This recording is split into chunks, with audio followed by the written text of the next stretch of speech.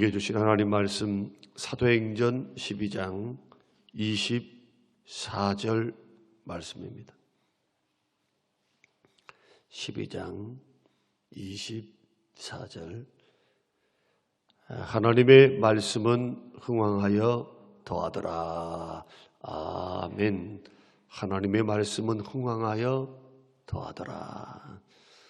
오늘 제목의 말씀은 거역할 수 없는 하나님의 뜻이라는 제목입니다. 교회가 성장하는 것, 영혼이 구원을 받는 것, 고난 중에서도 부흥이 멈출 수 없는 것, 아무리 독재자가 나타나서 핍박을 하고 부흥을 가로막는다 할지라도 그 기간이 10년이 되고 20년이 되고 우리가 보기에는 그것이 50년이 되고 100년이 된다 할지라도 하나님께서는 그 사이사이에 하나님의 택한 백성들, 구원 주기로 작정한 하나님의 사람들을 숨겨 놓으시고 때가 되면 하나님께서 말씀을 보내서 위경에서 건지시고 부흥을 주시고 은혜를 주셔서 하나님의 구원 사역은 결코 거역할 수 없는 하나님의 사역이 바로 전도 사역, 선교 사역, 교회가 세워가는 부흥의 사역이라는 겁니다. 북이스라엘의 그 강력했던 왕들이 여호와를 아는 신앙, 여호와를 믿는 신앙을 철저히 파괴시키려고 하는 그때에도 하나님께서는 7,000명을 남겨두십니다. 엘리야는 나 혼자입니다 라고 쳐다보고 있을 때 아니다. 바알에게 무릎을 꿇지 않고 말씀을 지키고 살아가는 7,000명을 내가 남겨두었다. 하나님의 일하심, 구원사역은 하나님의 일하심, 교회를 세우는 것도 하나님의 역사, 선교 전도하는 것도 하나님의 뜻, 거역할 수 없는 하나님의 뜻이다. 이것을 사도행전이 우리에게 가르쳐주고 있습니다. 그래서 오늘 본문에서도 우리가 보면 사도 바울이 예수 그리스도를 믿고 복음을 듣고 그리스도를 만나고 난 후에 선교사가 되어서 성장하는 모습들을 보이면서 거기에는 이제 사내들인 공회에서 핍박했던 그 핍박이 이제는 왕이 핍박을 하기 시작하고 조직적으로 황제가 핍박하는 그 시기를 겪습니다. 그 시기가 300년입니다. 300년. 황제의 10명의 황제를 통해서 핍박이 남겨져 있어요. 사도행전의 역사는 분명히 부흥을 이루어가는 역사예요. 그러나 고난과 핍박을 겪어가는, 또 사단이 발악하는, 또 죄는 가득 차 있는 세상 속에서의 투쟁이었다. 그 총칼로 그들과 맞서 싸우는 것이 아니라 복음 전도와 기도로, 또한 고난을 인내하면서 참아내면서, 때로는 주께서 순교의 제물이 되기를 원하신다면, 그 뜻이다면 기꺼이 목숨을 바치면서, 야고보 같은 사도는 하나님께서 작정하시기를 너는 순교해야 한다. 베드로 사도 같은 사도는 너는 아직 사명이 남겨져 있다. 죽을 수 없다. 야고보 사도는 순교의 길을, 베드로 사도는 감옥의 깊은 감옥, 1차 문, 2차 문 다 통과해서 천사를 보내서 그를 구출해서 탈출시킵니다. 생명을 살릴 수 있도록 그 지역에서 탈출시켜요. 사명이 남겨져 있기 때문에. 세례 요한의 사명은 30년 준비해서 6개월 사역했습니다. 예수님 오실 길을 예비하는 6개월의 사역. 예수님께서 전면적으로 등장하자 자기는 감옥에 갇히게 되고 목이 잘려서 순교하는 그러한 일들이 일어나기도 했습니다. 30대 초반에, 그도 30세에 그렇게 죽음의 길을 걸어갔어요. 그러나 뭐는 멈추지 않습니까? 하나님의 뜻, 하나님의 일하심, 하나님의 부흥시키시고 영혼을 살리시는 하나님의 역사, 누구를 통해서? 순종하는 하나님의 사람들을 통해서 그들에게 은혜 주시고 힘을 주시되 하나님의 말씀을 흥왕하여 더하심으로 하나님의 교회는 든든히 세워져 가고, 건물은 폐쇄시킬 수도 있고 없앨 수도 있고 그리고 모이기를 못하게 할 수도 있어요. 그러나 지하에 들어가서, 교회는 건물이 아니고 사람이기 때문에 지하에 들어가서 또 독재자들의 눈을 피해서 지금도 예배를 드리고 또 혼자 예배하고 감옥에 갇혀서 성령께서 은혜를 주시고 힘을 주시니까 그 고난과 역경 속에서도 하나님 나타나셔서 그들로 하여금 뭐가 되게 하십니까? 남겨둔 7,000명이 되게 하시는 겁니다. 이런 역사는 거대한 역사, 언제까지 이루어질까요? 예수님의 재림 때까지. 땅끝까지 복음이 증거되면, 땅끝까지는 어떻습니까? 독재자들이 있지요. 또 이념 전쟁이 있지요. 공산주의 잔재로 남아있지요. 이슬람이 있지요. 무신론자들이 있지요. 종교 다원주의자들이 있지요. 공산주의자와 같이 아예 대놓고 핍박하는 자들이 있는가 하면, 자유주의 진영에서는 하나님 없다라고 하는 무신론자들의 득세, 황금 만능주의자들의 득세, 야 돈이 최고야.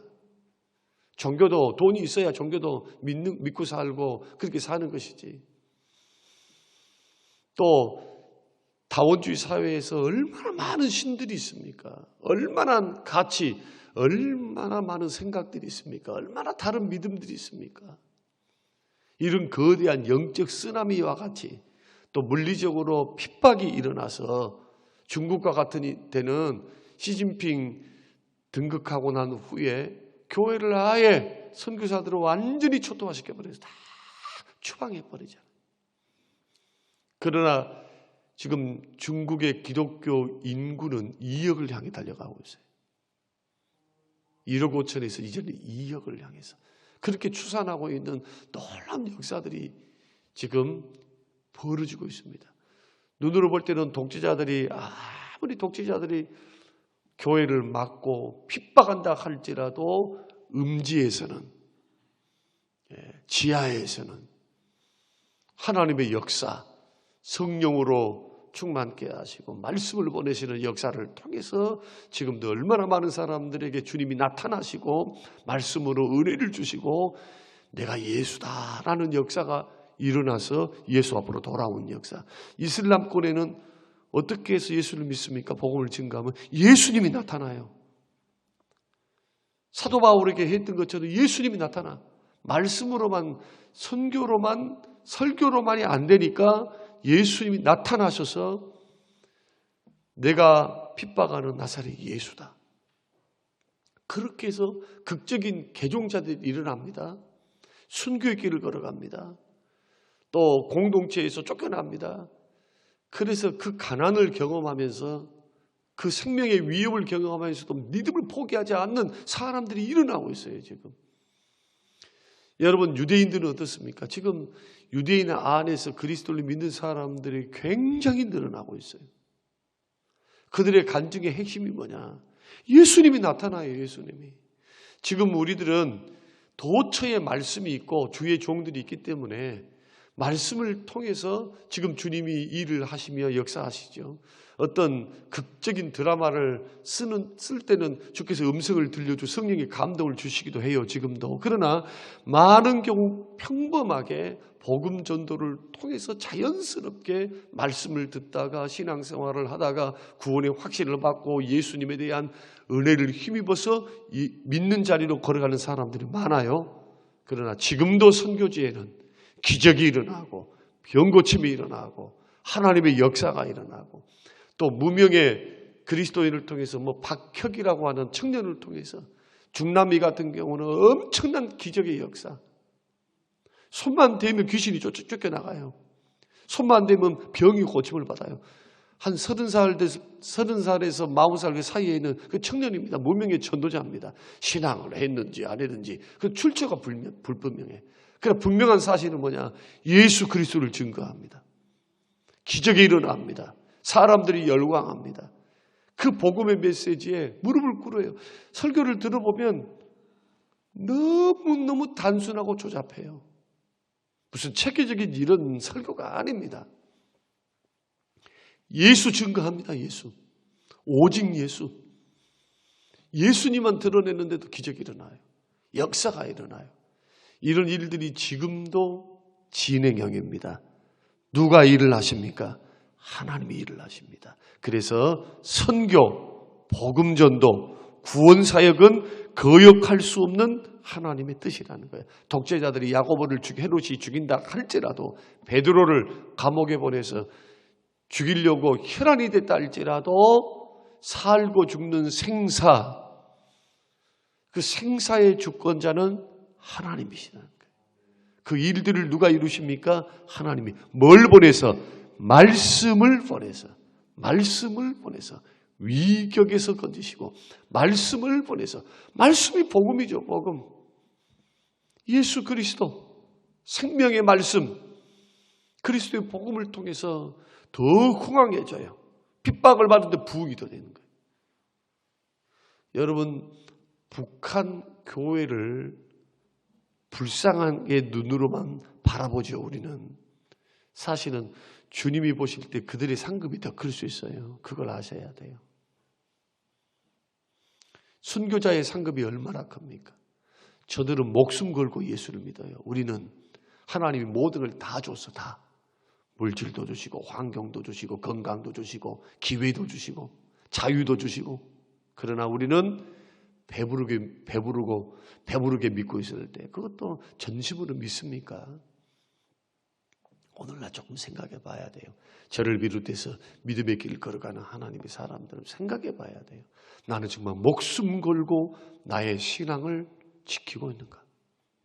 기분 나쁘면은 어떤 핑계거리가 있으면은 언제든지 좋습니다. 언제든지 떠날 연구입니다.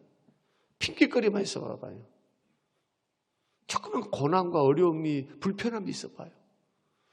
그러면 우리의 신앙의 모습들은 어떤 모습으로 지금 사람들 앞에 주님 앞에 비춰지고 있습니까? 만약에 우리가 핍박이라고 생각하면 해보십시다. 신앙의 자유가 없다고 하면 생각해 보십시다. 그런 일제강점기, 공산치하다, 이슬람 정권이다. 아니면 이념 전쟁에서 잘못된 정권이 들어서서 법으로 복음을 증거하게 못하게 하거나 진리 선포하지 못하도록 지금 이미 그런 차별금지법이라고 하는 그런 법제가 일어나면은 차별, 다른 종교 비판 못해요. 비판. 오직 예수만이 그리스도다라고 말을 해도 차별이 될 수 있어요. 해석에 따라서, 유권 해석에 따라서 법정에 서게 되는 날이 올 수도 있어요. 영국과 같이. 그런 자유민주주의 시대의 국가 안에서도 이런 교묘한 움직임들, 기독교 반대 운동, 세계 종교 통합 운동의 일환으로서 복음을 반대하고 전도하는 것을 금지하고 죄를 죄라고 지적하지 못하게 만드는 그러한 일들이 총칼을 들지 않을 뿐이지 이제는 법이라고 하는 잣대를 가지고 그렇게 하는 시대가 지금 되었다는 겁니다. 그러니까 주님은 마지막 때에 예수님 재림 전야에 반드시 고난을 통과할 것을 말씀합니다. 고난을 우리 다 통과해요. 그때 미리미리 믿음으로 준비해놓고 말씀으로 준비한 사람들은 말씀의 기준이 분명하니까 흔들리지 않죠. 어제 목사님 저는 굉장한 은혜를 받았습니다. 야, 오늘날 역시 한국교회 보수주의 신앙의 목사답다 생각했습니다. 미국 교회는 죄송하지만 그 틀이, 그 노예 총이라고 하는 틀이 아주 잘 갖춰져 있습니다. 그 공동체에서 여러분 아셨죠? 교회 재산도 다 등록하게 되어 있어요. 여러분 통합 측은 교회 재산이 등록을 하면 목회자의 생활비를 책임져 줍니다. 은퇴 후에도 총회가 책임져 줘. 교회 재산이 받쳐지니까. 개척교회도 지원금이 나옵니다. 시골교회도 총회에서 지원금이 나와요. 그러니까 안 할 이유가 없죠. 재단에다가 교회를 등록을 시켜놔요. 그러면 다 총회 것이 돼요. 그러니까 만약에 등록을 안 시키면 자기가 해야 돼요. 개척도 자기가 해야 돼. 그리고 그 교회가 부흥하고 큰 교회가 크게 되면은 그 모든 재산이 다 누구의 재산이냐? 교인들이 헌금을 했다 할지라도 총회 재산이 되는 거예요. 그래서 합동 측 통합을 제외한 나머지는 그렇지 않습니다. 개교회 신앙. 언제든지 진리가 아니다 하면 우리 교회도 잘못된 총회가 결정을 하고 노예가 그렇게 하면요. 우리는 쉬워요. 어떻게 쉽냐? 재산 하나 뺏길 필요가 없어요. 공동회의를 통과하고 당회를 거쳐서 공동이 통과되면 그 순간부터 중립, 독립을 선언하게 되면 행정 보류를 선언하게 되면 노예가 타치를 못해요.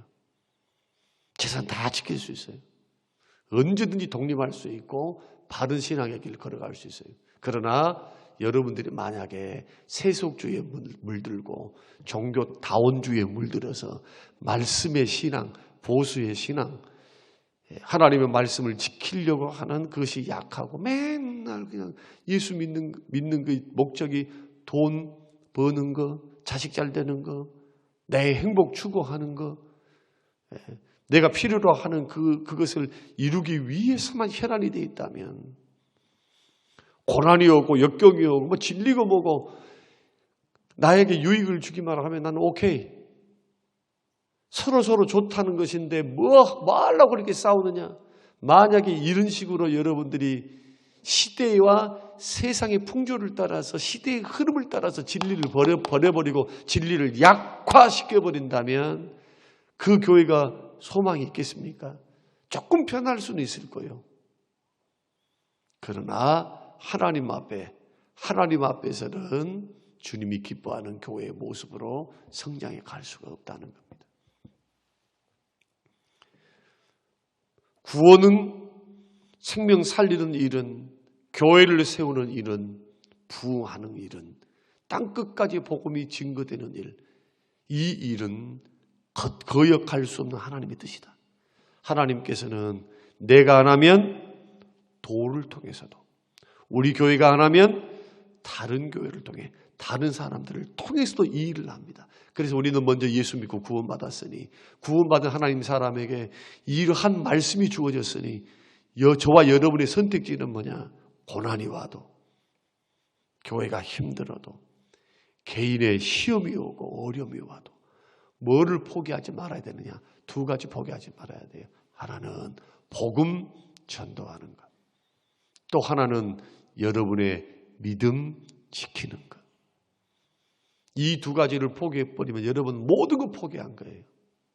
아무리 돈을 가지고 있고 뭘 가지고 있다 할지라도 믿음이 포기되었고 믿음이 뒤로 물러가면 주님이 저를 기뻐하지 않습니다. 히브리서 10장에 있는 말씀대로 여건과 환경이 어떠하다 할지라도 저와 여러분이 믿음의 길을 절대 포기하지 말고 선교, 전도하는 것, 주변을 위해서 기도하는 것, 하여튼 교회를 세우는 것, 여기에는 포기하지 말고 견디고 있으면 사람 보내시고 환경 열어가시고 결국 부흥한다니까요. 결국 인내가 필요해요. 10년이 걸릴 수 있어요. 15년이 걸릴 수 있어요. 20년이 걸릴 수 있어요. 개척교회 목사님도 포기하지 않고 계속하고 있으면 하다못해 하나님께서 부임하기도 해요. 어제도 어떤 목사님을 통해, 시찰의 어떤 목사님을 통해서 한 목회자의 이야기를 들을 수 있었습니다. 개척을 했는데 성도들이 하나도 없어. 성도들이. 근데 신실하게 목회를 해요. 신실하게. 최선을 다해서 해요. 교인들이 10명을 넘지를 못해요. 그런데 하나님께서 그를 큰 교회 담임 목사로 그렇게 청빙될 수 있도록 하나님의 길을 열어가시는 그러한 일들을 서로 나누면서, 그래, 그분은 비록 교회 숫자는 적었지만 그분은 정말 목회를 감당할 수 있는 괜찮은 목사야, 이런 평가가 내려진 것이죠. 하나님께서 그 길들을 열어가심을 보게 되었습니다. 그래서 저와 여러분들이 거역할 수 없는 하나님의 뜻이 분명하구나, 이게 생명을 구원하는 길이구나. 그래서 비가 오나 눈이 오나 배고파도 이 길 걸어가야 돼요. 지금 교육자들을 구하기도 어렵고 교육자들이 사역을 안 하려 해요. 아르바이트를 해버리면 오히려 더 돈을 벌어 얽매이질 않기 때문에. 이런 현상은 좋은 현상이 아닙니다. 한국교회의 미래를 생각해 본다면 망조들 정말 심각한 영적인 위기다 생각합니다. 교회가 좋았던 때는 별로 없어요. 교회 생활은 다 시험이 있어요. 교육자 생활같이 영적인 도전, 훈련, 연단, 그러한 지독한 감정으로, 인격적으로, 물질적으로, 환경적으로 연단받지 않는 그러한 교육자는 없어요. 반드시 연단을 통과해야 쓰임을 받아요. 연단은 그래서 일찍 받는 게 좋아요. 일찍. 저렇게 가면 교육자 생활도 않고 그냥 개척을 한다, 절대로 여러분 다 받게 돼 있어요. 개척을 하면서 다 겪게 돼 있어요. 겪게 돼 있어요. 하나님의 눈을 피할 수 있을 것 같습니까? 그렇지 않아요. 우리 사도행전만 봐도 그것을 볼 수가 있습니다. 그래서 절대로 낙심절망하지 말고 이 부흥의 역사, 거룩한 생명 살리는 하나님의 뜻에 동참하는 우리 모두가 되시기를 바랍니다. 정말 그랬는가 한번 보십시다. 6장 7절. 자, 사도행전 6장 7절. 성경이 뭐라고 말씀하시는지. 6장 7절. 같이 읽겠습니다. 시작. 하나님의 말씀이 점점 왕성하여 예루살렘에 있는 제자의 수가 더 심히 많아지고 허다한 제사장의 무리도 이 도에 복종하니라. 이때가 언제입니까? 교회에 분란이 일어났을 때예요.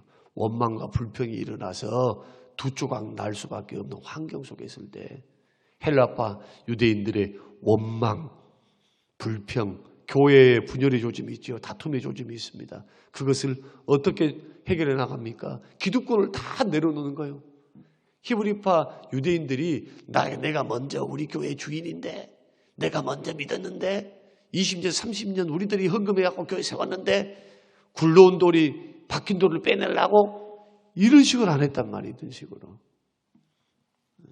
하나님의 말씀의 원리를 따라 사도들도 말씀과 기도하는 것 전무하고 모든 기도권 다 내려놔요. 여러분들이 하십시오. 7 집사가 다 헬라파 유대인들입니다. 부흥 안 될까요?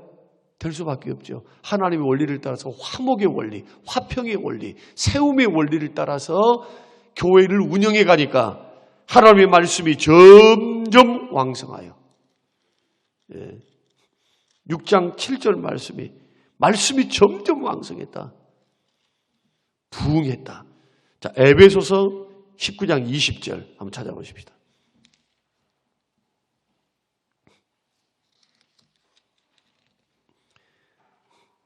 에베소서 19장 20절 시작. 이와 같이 주의 말씀이 힘을 입어 흥왕하여 세력을 얻으니라.